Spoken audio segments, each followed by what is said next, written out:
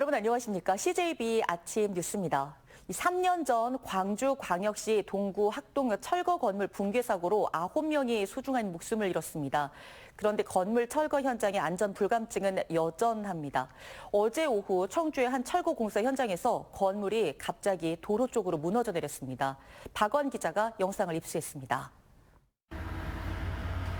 4층짜리 건물 철거 공사 현장에서 굴착기 한 대가 드릴로 옥상 부분을 조금씩 깎아내립니다. 30분 가까이 철거 작업을 진행했는데 반대쪽 부분을 건드린 순간 앙상하게 남아있던 지붕 전체가 눈 깜짝할 새 무너집니다. 큰 굉음과 함께 일대가 흙먼지로 뒤덮이고 바로 밑에 있던 작업자들은 가까스로 몸을 피합니다.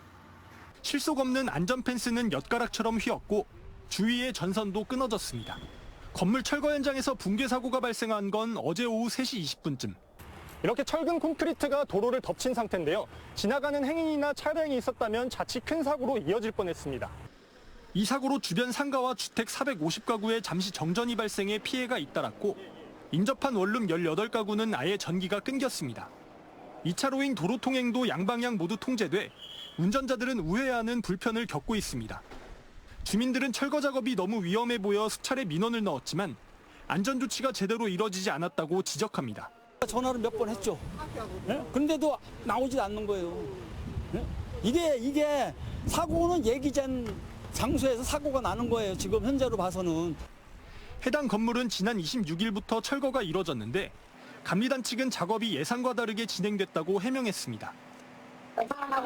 씹어먹고 여기 이렇게 너무 튕기려고 한 거였는데 물이 너무 철근이 많이 있다 보니까 여기 바로 안 넘어오고 철근에 매달려서 돌아가지고. 3년 전 광주 학동 철거 건물 붕괴 사고로 9명이 소중한 목숨을 잃었지만 배운 교훈은 없고 건물 철거 현장의 안전 불감증은 여전합니다. CJB 박원입니다. 이상기후에 인삼 농가가 비상이 걸렸습니다. 이례적인 폭염이 계속되면서 잎이 타들어가고 생장이 멈추는 피해가 속출하고 있기 때문인데요. 이 피해 면적만 200만 제곱미터에 이르고 있습니다. 최현석 기자가 취재했습니다. 괴산군 간물면의 한 인삼밭. 5천 제곱미터의 인삼밭이 온통 까맣게 타들어가고 있습니다. 올봄에 2년근 인삼 모종을 심고 애지중지 살폈지만 35도 안팎의 폭염이 지속되면서 고온 장애를 입은 것입니다. 이맘때부터 잎의 양분이 뿌리로 가서 뇌두가 형성될 때지만 폭염에 농사를 망친 것입니다. 이게 6년을 크는 거 아니에요, 6년을. 6년을 크는데 이렇게 한 해 타격을 받아놓으면은 나중에 수확할 때 가서 절반 수확도 안 나온다고 봐요. 인근의 다른 농가도 사정은 마찬가지. 잎이 타들어가고 생장을 멈추는 피해가 속출하면서 막막하기만 합니다. 더 큰 문제는 4년 이상 된 인삼에 피해가 집중됐다는 점입니다. 4년근 이상은 돼야 내다 팔 수 있지만 올해는 이마저도 기대하기 어렵게 됐습니다. 고온 장애를 입었는데 이에 농사를 지면서 제가 한 30년을 농사를 지면서 이렇게 고온 장애 입은 거는 진짜 처음이에요. 전국 인삼 생산의 20%를 차지하는 충북의 피해 면적만 벌써 200만 제곱미터에 이르면서 올해 인삼 농사에 비상이 걸렸습니다. CJB 최현석입니다. 더불어민주당, 조국혁신당, 진보당, 기본소득당, 사회민주당, 새로운미래 등 국회 야6당은 오송 지하차도 참사 진상규명과 재발방지대책 마련을 위한 국정조사 요구서를 국회에 제출했습니다.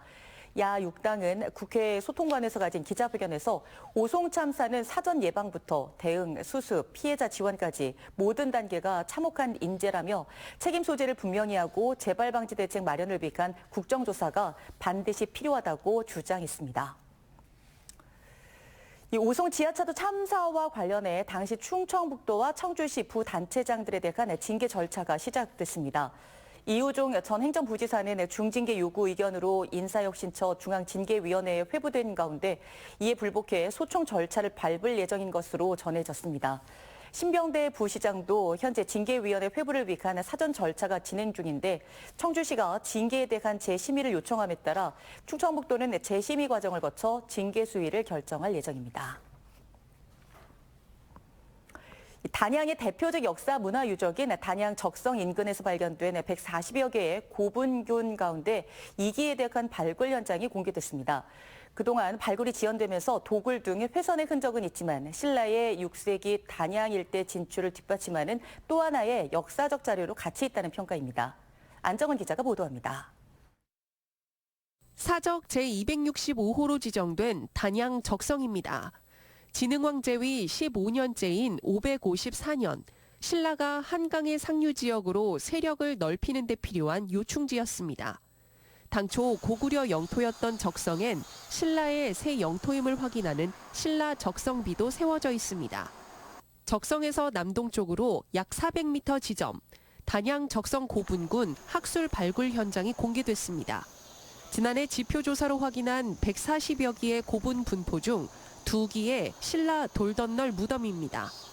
실제 적성이 언제 초축이 되었느냐에 대해서는 아직까지는 정확하게 알 수가 없습니다만, 근데 그걸 좀 어느 정도 우리가 유추할 수 있는 게 바로 이 적성 주변에 있는 이 고분군이고, 이번에 발굴 조사를 통해서 단양 적성에 살던 지배층들의 무덤인데 37호분에서는 금동 귀걸이, 127호분에서는 굽다리 접시 등 총 5점의 유물도 출토됐습니다.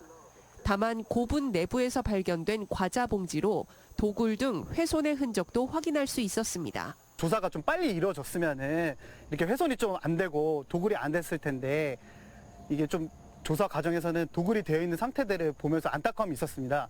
신라의 한강 유역 진출의 역사성을 밝힐 귀중한 자료가 될 단양 적성 고분군. 국민들이 관심을 갖고 아는 것이 무엇보다 중요한 만큼 활용 계획을 세우는 게 또 하나의 과제입니다. 요즘에는 국가유산을 지정하고 나서 그게 끝이 아니라 이것을 어떻게 국민들한테 잘 알리고 가치를 확산시킬 건지가 중요하거든요. 거기에 대한 계획까지 좀 차근차근 계획을 세워나가면은 역사문화공원으로 다 만들고서 또 우리 사회교육이라든가 학교교육 이런 관광과 연계하고, 충청북도 문화재연구원은 단양 적성처럼 적성 고분군이 국가 사적 등에 지정될 수 있도록 추가 발굴 조사를 진행할 예정입니다. CJB 안정은입니다. 청주시가 꿀잼 도시의 일환으로 생활체육 접연 확대를 위한 생활권별 체육센터 건립에 속도를 내고 있습니다. 어제는 4번째로 가경 국민체육센터가 문을 열었습니다. 오는 2027년까지 모두 4곳의 국민체육센터를 추가로 건립할 예정입니다. 장원석 기자입니다.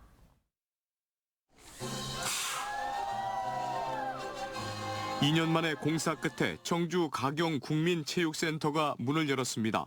144억 원이 투입된 3,200여 제곱미터의 체육센터에는 6개 레인의 수영장을 비롯해 탁구와 배드민턴, 요가 등을 배울 수 있는 프로그램실로 구성됐습니다. 여가나 체육시설이라고는 인근 공원밖에 없는 상황에서 주민들은 수건 사업이 해결됐다며 크게 반겼습니다. 국민체육센터가 들어서서 이게 건물을 짓고 있는 동안 언제 개관하나 많이 기대를 하고 있었고요. 이런 게 가경동에 들어와서 너무 기쁘고요. 특히 수영장은 120명이 동시에 이용할 수 있어 우선 8개 강습을 개설했습니다. 지난 2021년 시민 2,800여 명을 대상으로 벌인 설문조사에서 4명 중 1명이 수영장을 가장 필요한 시설로 지목했기 때문입니다.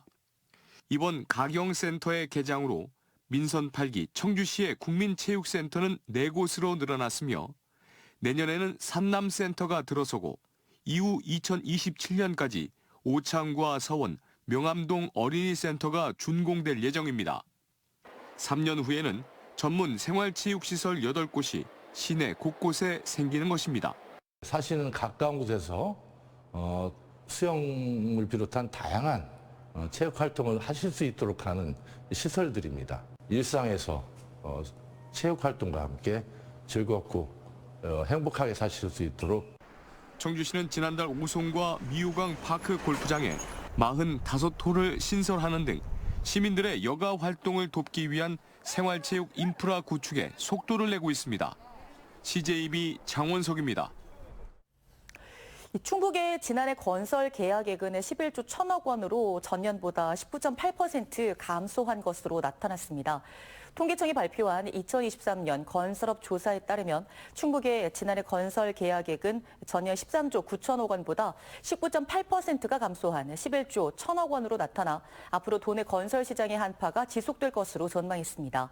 한편 본사 소재지별 건설 공사액은 충북의 경우 그 비율이 34.6%로 전년보다 1.3%포인트 줄어들었습니다. 청주시가 당초 옛 국정원 부지 활용 방안인 4층 규모의 복합문화공간 조성 구상을 바꿔 공공시설을 포함하는 랜드마크 건립을 검토하고 있습니다. 어제 열린 최종 용역 보고회에서는 옛 국정원 부지의 이점과 상징성을 감안해 보다 효율적인 부지를 활용해야 한다는 의견이 제시되면서 청주형 고층 랜드마크를 조성하는 쪽으로 의견이 모아졌습니다. 이에 따라 협소한 부지 문제를 극복하기 위해 건물 층수를 높여 문화전시관, 문학관, 어린이 체험시설 등 다양한 시설물이 들어설 가능성이 커졌습니다.